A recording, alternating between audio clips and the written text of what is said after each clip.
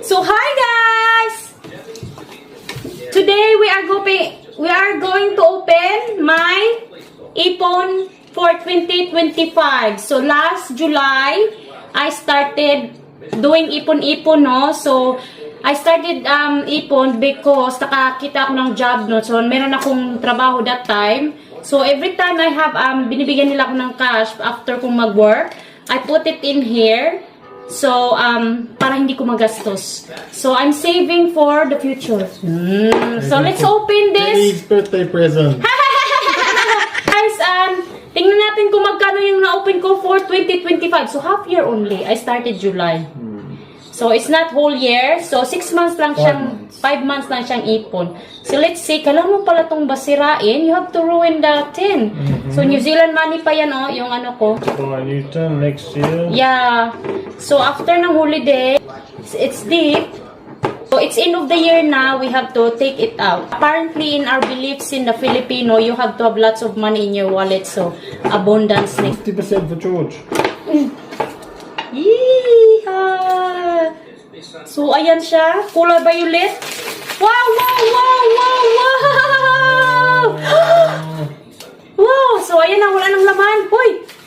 So, saving is good in your life. So, mag-save para magbanat buto. We have to count the money. Ayan.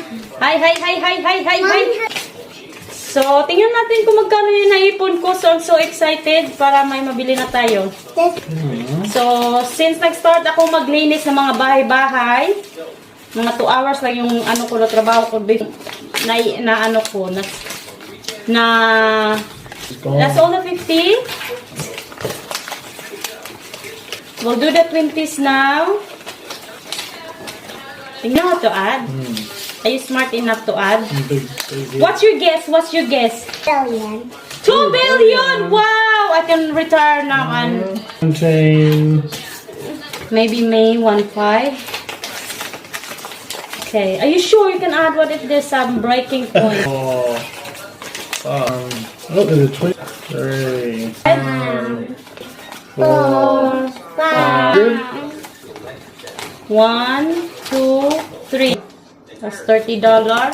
100. This one. 16, 17, 18, $2,007. 2,000. Oh, we did not guess. What? $2,007. So it's around 70,000. 70,000. 70. Around 70,000 pesos yung naipon ko for 5 months.